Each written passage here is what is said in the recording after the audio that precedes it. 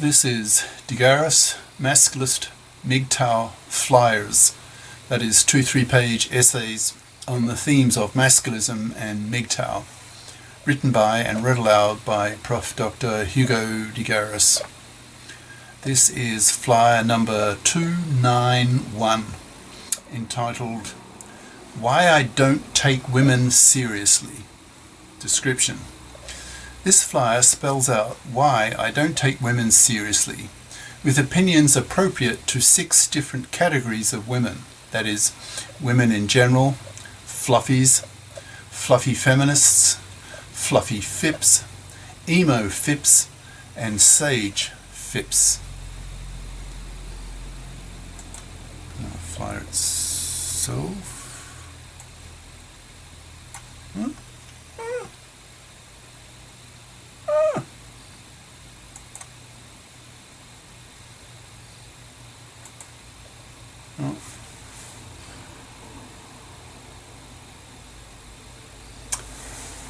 Why I Don't Take Women Seriously by Prof. Dr. Hugo de Garis. Email profhugodegaris@yahoo.com. Website profhugodegaris.wordpress.com. I'm going to make it a bit bigger just a minute. This flyer explains why I don't take women seriously, seeing them largely as walking cunts, as baby factories and child raisers, which is what they evolved to do and what experience shows they are happiest at doing. But since any woman can do such things, these tasks are not status-worthy in the eyes of men. The older I get, the less seriously I take women. Now that I'm in my 70s and my libido has pretty well evaporated, I don't need women for sex anymore. So on balance, I really don't need women for anything anymore. So I'll probably go full MGTOW, that is MGTOW monk, for the rest of my life, as did my father, who has been MGTOW monk for 3 decades, ever since his wife died young at age 68. I will split this flyer into parts, one for each kind of woman, and will present my attitudes towards each kind of woman in that part. I list the kinds of women first, and then talk about my attitudes towards each. I'll divide women into 6 categories, that is, A. Women as a whole, that is, talking about traits that all women have. B. Fluffies. C. Fluffy feminists. D. Fluffy FIPs. E. EMO FIPs. And finally, F. Sage FIPs. A. Universal traits of women. My main overall attitude towards women is one of lack of respect. I don't respect women in the vast majority of cases. To be honest, that's also true of my attitudes towards men as well. I'm merely expressing a commonly held attitude of sages towards the bulk of humanity. I'm a sage, that is, an intellectual, which is 5 syllables as against 1 syllable for sage. I've grown up in a world that is largely anti-intellectual, that is 7 syllables, as against sagist, 2 syllables. So this flyer is partly about my attitudes towards sageists, that is anti-intellectuals. Using the term sage allows me to replace the term anti-intellectualism, a whopping 9 syllables, with sageism of 3 syllables. I'm a retired PhD'd full research professor. I'm brighter than the vast bulk of humanity. As a prof, I'm hungry to learn. I've always been like that since I hit puberty and my brain wired up in the adult pattern when I was 17. I've always been hungry to learn and spend my waking day, actually night, constantly learning. So not surprisingly, over a whole lifetime, I have learned a ton. When I compare what I know to most people, there is such a huge knowledge and IQ gap between sages like me and the vast bulk of humanity that the gap is unbridgeable. Sages and peakers, in brackets, people of average IQ whose scores place them in the peak of the IQ bell curve, that is, average Joes, people of mediocre abilities, in brackets, don't mix. They are like oil and water. To protect themselves from boredom and having their time wasted, sages avoid peakers like the plague. Sages have nothing to do with peakers, because to sages, peakers are ignorant, ignorable idiots, that is, triple I's. To sages, peakers don't think. They know almost nothing. Their ignorance is suffocating to sages, so to stay sane and relatively unstressed, sages remain aloof from peakers as a form of boredom protection. Peakers see sages as stuck-up pricks. Sages see peakers as ignorables, as inferior beings, unworthy of their attention, a waste of time, having rather childlike minds. The type of people I really admire are rare, maybe 1 in 1,000 or less. The kind of person I admire and really respect are sages, who are both intellectually brilliant and creative. This combination is much rarer than either separately, since the two traits tend not to correlate much. So you can have dull brainiacs and creative peakers. My best friends over the decades have been such creative brainiacs, over a decade older than me and are now dead. Fortunately, my current best and only friend is 20 years younger than me, so probably I will not outlive him. But since I think I've inherited my father's longevity genes, and my father is currently 98 and in good health, he will probably become a centenarian, and I hope and expect to too, so I may outlive my best friend. I spent a bit of time talking about sages and peakers because this distinction is relevant towards my general attitudes towards women, namely that there are far, far fewer creative sages who are female than male. It follows from this that I don't take the huge majority of women seriously because so few of them are respect-worthy in my eyes, according to my criteria for respect-worthiness. Women have 10% smaller brains, so have 10 billion fewer neurons in their brains than men, so not surprisingly, they can't do things that men can do. Women don't invent anything, create anything, build anything. Women did not evolve to understand and manipulate the world. They evolved to manipulate men. Women evolved to become prostitutes to men in order to be more effective parasites of men, being better able to bribe men to give women and their babies scarce male-hunted meat, so that women and their babies would be more likely to survive and not starve to death. Women lack curiosity about the world. Women have extraordinarily narrow horizons, so become more homebodies than explorers, the way men are. To a strongly curious-minded male scientist, this lack of female curiosity about the world is a major disadvantage on the part of women and a source of much frustration and contempt on my part.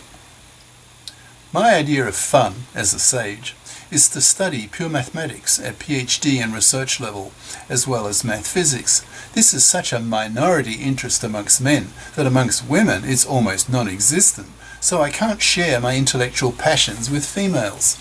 Since I'm hetero, along with 99% of other males, I would like to be able to share my intellectual passions with the woman I am penising. But I have never had that experience.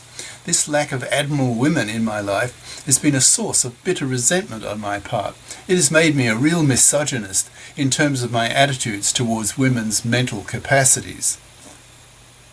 When feminazis complain about men's condescending attitudes towards women, they're right. I am very condescending towards women when it comes to pure math and math physics. Women are inferior to men in such fields. I can't share my intellectual passions for these topics with women because women are such fuckwits in such fields. Women are not interested in such topics and are not very good at them, so tend to ignore them and contribute almost nothing towards their development. Women have won a pathetic 1% of science Nobel Prizes. Women are dumber than men by an average of 4 IQ points. Women have a 10% lower IQ variance than men, so that the morons and the genii are males, hence the 99% of science Nobels being won by men.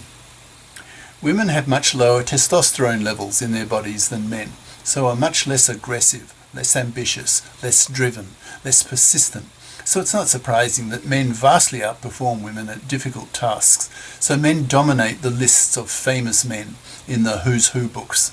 Everyone has heard the term great man, but the term great woman almost sounds oxymoronic. So, to summarise a bit, my main source of misogyny is women's lack of being sages, lacking curiosity about the world. I see women as child minds whom I can't take seriously because they are so unrespect-worthy in my view. I can't take them seriously because they contribute so little to the world, being largely parasites of men, always taking and rarely giving because they are simply genetically incapable of giving. They don't have the DNA to do that, and that is not going to change, a fact that the feminazis will just have to accept, but they don't, which just increases my level of contempt for them. B. Fluffies. As a masculist, I have a hatred of fluffies, who are by definition traditional women who expect to be able to parasite off the money of a man, so that she can stay at home, sitting on her fat parasitic ass, raising her kids, and having the whole show paid for by her man-slave husband, whom she mercilessly exploits. Men who invent everything gave women the contraceptive pill, household gadgets, and higher education. So women now typically have 0, 1 or 2 kids, so have a career window of some 4 decades. Masculists point the finger at fluffies and tell them that, quote, now that women can work, they must work. Anything else is exploitation of men, parasiting of men's labour. The Masculists' principal political goal is to wipe out manslavery by wiping out the fluffies, by totally ignoring them, not even pumping and dumping them, forcing them to FIP up, that is, become FIPs, financially independent persons, by bothering to get a career-competent education, or be left rotting on the shelf to extinction, manless, loveless, sexless, babyless, poor, and increasingly spat at, as society becomes increasingly sympathetic towards masculist ideas. Fluffies are amoral child minds, in my view, for whom I have an utter contempt. I want to see such women wiped out by being totally ignored and shunned by a masculinist-oriented society that pushes morally very hard for the creation of a FIP society, that is, one in which nearly all adults are FIPs, socialized by parents and educated by teachers to be FIPs, so that they do not parasite off the labour of men. Masculists label fluffies as, quote, immoral, parasitic, manslaving vermin, to be wiped out. A woman who sits on her fat ass, who does not bother to get a career-competent education, and then expects to be able to parasite off the money of a man is vile, in my view. I have a hatred for such women. They are Simon Legree's to me, that is, the brutal owner of Negro slaves in Stowe's Uncle Tom's Cabin, that played a role in the creation of the US Civil War. The Masculists aim to put such heavy moral pressure on fluffies to FIP up that fluffies will die out, utterly shunned and spat at by society, that is, spat at by both men and women, who both expect women to FIP up, to behave as moral, responsible adults who pay their own way and do not expect to be able to parasite off the labour of another person, thus enslaving them. C. Fluffy feminists. I have an even greater hatred for fluffy feminists because it is bad enough that they are fluffies and hence manslavers, but they're also hypocrites. Fluffy feminists have had their feminist consciousness raised, but not their masculist consciousness raised. They know nothing about masculism, so by default they have traditional expectations towards men, that is, seeing them as cash machines for women to sexploit, instead of bothering to FIP up and take financial responsibility for themselves. Fluffy feminists are hypocrites because they want to have equal rights with men on the one hand, but reject having equal obligations with men in sharing out the burden of earning the living by bothering to get a career-competent education at high school and college. Fluffy feminists want to have their cake and to eat it too by getting the best of both worlds, that is, getting equal rights in the parliaments and getting paid for by men as fluffies in the divorce courts. As a masculist, I have an utter contempt for fluffy feminist hypocrisy and sneer at fluffy feminists. I also hate them for the fact that they are now indirectly wiping out whole populations due to their taking over the divorce courts and making them so toxic for males that now 2/3 of young men under 35 in many countries refuse to marry, refuse to have kids, and spend their money on themselves. If you do the math, in a mere century, such populations will have wiped themselves out because the current generation is only reproducing 1/3 of its number. Therefore, these fluffy feminists, these feminazis, have to be stopped. If the population drops enough, desperate measures will need to be taken, such as men going into the streets and shooting these feminazi vermin for being the indirect genociders that they are. Alternative to simply killing them, as in a sex war, would be to bitch slap them to oblivion, or to take away their right to vote, which would make the men fairing of the gender laws much easier without the female bloc vote in favour of the gynocentric divorce laws. I have a real contempt for the feminazi tendency to blame men for women's situation instead of taking a lot of the blame on themselves. Women are their own worst enemy. Men look down on women because women's performance track record is so greatly inferior to men's, so naturally men don't take women very seriously, seeing them more as children than as responsible adults, as FIPs. For example, feminists keep harping on the so-called wage gap. That is, that in the US, for example, women earn 80 cents for men's dollar. Feminazis blame men for this situation, claiming that men are prejudiced against women and do not promote them at work to higher positions as readily as they do men. This is cowardly hypocrisy on the feminazis' part, I feel, because the reasons why women earn less is due mostly to women, to women's choices, and to women's genetic inferiorities. Women prefer a more balanced work-life mix than men, so work less hours, so earn less. Women leave the workforce for some years to have kids, so have less work experience than men.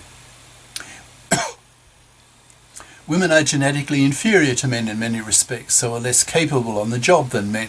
For example, women are dumber than men on average by 4 IQ points, have 10% lower IQ variance than men, and much lower testosterone levels than men, so are less driven, less ambitious, and hence perform less well than men. Women tend to give up more easily, so men are paid more because they deliver more. The feminazis are unable to look at their own inadequacies, always taking a collective ego defense position on the part of women, instead of facing up to the tougher issue of accepting female genetic inferiority. This hypocritical dishonesty of the feminazis is similar to the way Jews always play the victim role, instead of asking the much tougher question of, quote, what role are Jews themselves playing in generating anti-Semitism and pogroms wherever they go, question mark, end quote. I see feminazis as cowardly hypocrites when it comes to not facing up to their own inferiorities and not looking at the scientific evidence that shows clearly that women cannot compete with men at the top end of the scale. Fluffy feminist hypocrites are the most hated form of women and are the first to be rejected. No man wants a relationship with an immoral, parasitic, manslaving, feminazi bitch. Such women are ignored to death by men, forced to rot on the shelf. They are repulsive to men because they are so unpleasant to be with, so men choose not to be with them. Men ignore such women totally, not even pumping and dumping them. D. Fluffy FIPs. A fluffy FIP is a FIP who still has fluffy attitudes towards men, that is, still seeing them as cash machines, even though they are FIPs in terms of their education and career. They pull their weight financially, but still see men as existing on this earth to pay for women to have babies. Fluffy FIPs are halfway women. They are no longer parasites of men, in the sense that they have bothered to FIP up and have a well-paying job so that they are financially independent and don't need to parasite off the money of a man the way a fluffy does, but they still oppress men with their traditional attitude that men should pay women to have babies. My sister is a fluffy FIP. She's definitely FIP in terms of her career, with her own medical clinic and employing some 36 other doctors. She is wealthy and more financially successful than her two brothers, but she, like any fluffy FIP, still has traditional expectations towards men because she knows nothing about masculism. She still thinks that a man should pay child support after a divorce if he loses custody of his kids. She does not think that a woman should be a FIP, and if she gets full custody of the kids, then she should pay for them.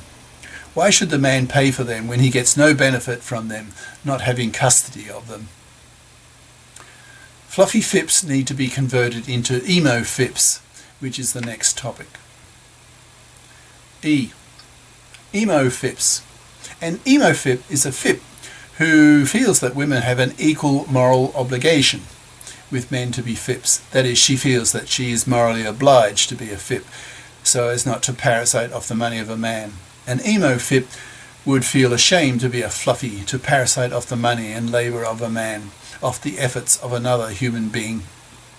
EMO FIPs are the kind of women that Masculists are pushing for to be socially engineered by putting enormous moral pressure on women to FIP up and become EMO FIPs. Women are like sheep, being much more group pressurable than men, who are more individualist. So by socially engineering women, it should be possible for Masculists to morally pressure women to become EMO FIPs or rot on the shelf to extinction as hated fluffies. Sage FIPs. Sage FIPs are my favourite kind of women, but they are rare, maybe 1 in 10,000 or less. Women have contributed perhaps 1% to world culture. Their contribution is negligible. Look at the pathetic 1% of science Nobel Prizes that women have won. Women evolved to be hypergamous, that is, always on the lookout to trade up to a superior male, whose DNA would give her superior kids compared to herself. This makes good Darwinian sense, but it is tough for men. If I came across a sage FIP woman, that is my equal, she would probably not be interested in me because she would be looking for a man even more qualified and capable than I am to satisfy her hypergamous instincts that she evolved to have. Sage FIPs are FIPs, so pull their financial weight. They're also sages, so are respect-worthy in my eyes because they satisfy my criteria for worthiness. That is, they are both intellectually brilliant and creative. But such women are far rarer than equivalent men. There are probably 100 sage men to 1 sage woman, so obviously there are not enough such women to go around with all these sage men. Most of these men will not find a sage FIP woman, so will live out their lives as frustrated hetero MGTOWs, unable to find a woman to admire and live a pleasant life with, who would not parasite off them and who would be nice to them the way their mothers were to them when they were small. Unfortunately, such pipe dreams are just that. The odds are heavily against such scenarios happening in the real world, so the MGTOW sages will continue to be MGTOWs, resenting the genetic inferiorities of women and not being able to share their minds with females, the main source of their frustrations and the source of their misogyny. Wise women with good adult brains should be able to understand the source of this misogyny and sympathize with male sages, but most women are too stupid to do this, so become feminazis, blaming men for all women's problems, an attitude that male sages find so stupid that it only increases their level of contempt for feminazis. At the most extreme male performance scale, e.g. the Newtons and Teslas of the world, there are simply no women at such lofty levels, so such guys are doomed to live out a life in which every woman they meet is a fool in their eyes.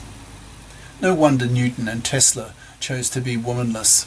They preferred their own company rather than have to share their lives with a female whose mind would have been distinctly inferior to theirs, given women's lower average IQ and lower IQ variance. Such is the nature of the world, even though its consequences can be bitter for such men. Cheers. Prof. Dr. Hugo de Garis. Prof. Hugo de Garis at yahoo.com. Website profhugodegaris.wordpress.com. YouTube channels De Garis, Masculist, MGTOW, Flyers, and de Garis essays. Patreon, patreon.com/Prof Hugo de Garis. Minds, minds.com/Prof Hugo de Garis. And a new one, BitChute, bitshoot.com/channel/Prof Hugo de Garis.